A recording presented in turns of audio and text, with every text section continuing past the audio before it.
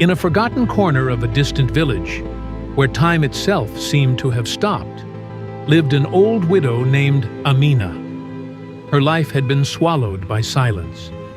Her home was a fragile hut of cracked clay, its roof barely holding together, trembling under the weight of winter storms and burning under the harsh summer sun. She had once known warmth, a husband, a son, but the earth had taken one, and the world had taken the other. Years ago, her only son had left in search of a better life. He never returned. No letters, no news, just absence. And so, Amina remained, alone. The wind became her voice, whispering through the cracks of her walls. Hunger became her companion, twisting inside her with quiet cruelty. Yet, despite everything, she never begged. Her dignity stood taller than her suffering. She would rather sleep with an empty stomach than ask for help. Each day, she wandered through the village collecting discarded pieces of dry bread. She cleaned them carefully, dried them beneath the sun, and sold what she could for a few coins. It was a harsh life for someone so frail, her back bent under years of hardship, her face marked by time. But the cruelty of hunger was not the worst of her trials. It was the cruelty of people. The villagers mocked her. They laughed as she passed, whispering behind her back, calling her the forgotten one. Children pointed at her and giggled. Women watched her with cold eyes. Eventually, she stopped going out during the day. Silence was kinder than people. One evening, as the fading light slipped through the cracks of her fragile home, something unusual caught her attention. In the corner of the room, a thin line of black ants moved in perfect order, disappearing into a small crack beneath the wall. Amina watched them quietly.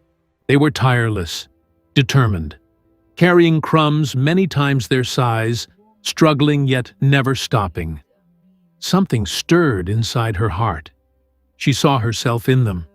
The same struggle, the same quiet fight for survival. She reached for a small tin box she had hidden away. Inside was a little coarse sugar, saved for days of desperation. She hesitated for a moment. Then, slowly, she knelt down. With trembling fingers, she scattered a few grains of sugar near their path. The ants rushed toward it as if she had given them a feast. A faint smile appeared on her lips. For the first time in a long while, she felt that she mattered. She continued this small ritual every day, offering them a little of what she barely had.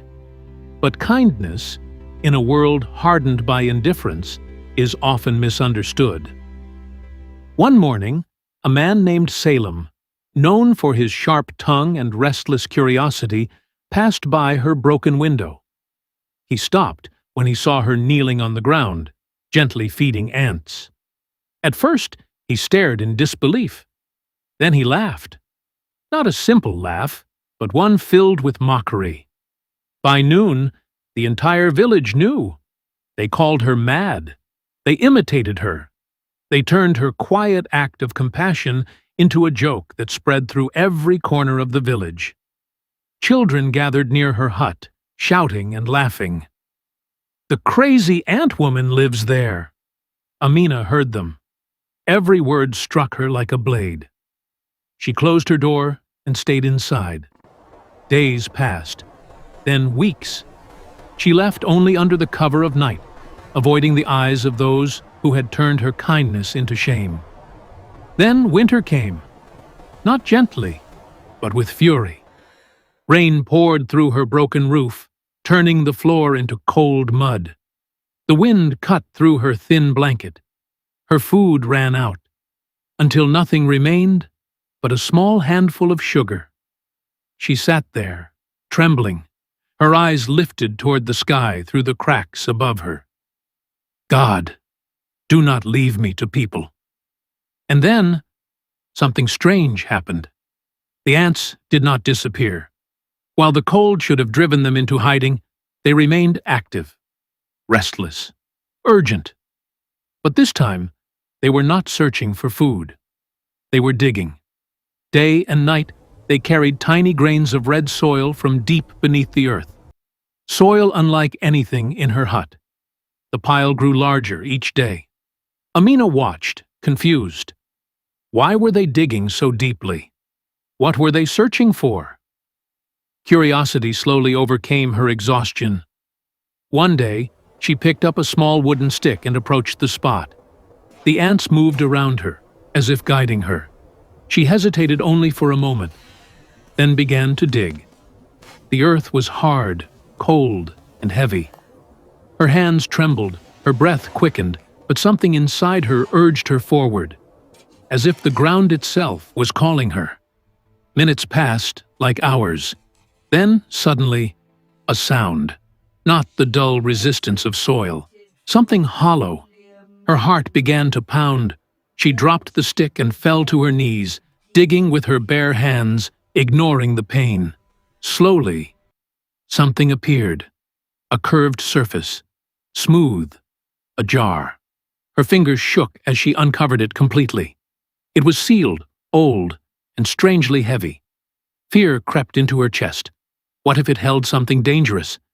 But then she glanced at the ants. They moved calmly, undisturbed, as if they had led her here. With trembling hands, she broke the hardened seal. She tilted the jar slightly.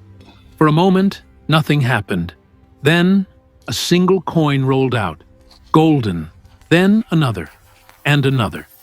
Within seconds, the ground before her was covered in shimmering gold coins, glowing in the dim light like fragments of the sun itself. Amina froze. Her breath caught. Her hands hovered in the air, afraid to touch what she saw. But when she finally did, it was real, cold, heavy, solid. Tears filled her eyes. She began to cry, not softly, but with the full weight of years of pain, hunger, and loneliness. She had given a handful of sugar and received a treasure beyond imagination.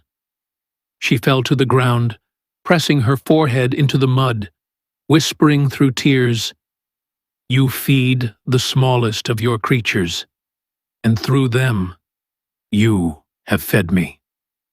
But Amina understood something few would. This was not just a gift. It was a test. She hid the treasure carefully and chose silence. Outwardly, nothing changed. She remained the same poor widow in the eyes of the village. But in secret, her life transformed. Food began to appear at the doors of the poor under the cover of night.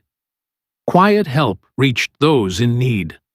No one knew who was behind it. The village spoke of a mysterious benefactor. Even Salem wondered, and Amina simply smiled. Months later, on a cold, rainy night, as she supervised the distribution of food in a shelter she had quietly built, a man entered. He was thin, exhausted, barely able to stand. She approached him gently. When he lifted his head, time stopped. Her heart recognized him before her eyes did. Khaled. Her son collapsed at her feet, weeping like a child. "Forgive me, Mother. I lost everything." She held him tightly, her tears falling into his hair. Then she whispered softly, "Do you know who saved me? After God?" He shook his head. She pointed to the ground. "An ant." And in that moment, the truth of her life became clear. That no act of kindness is ever lost. And sometimes, the smallest mercy can return as the greatest miracle.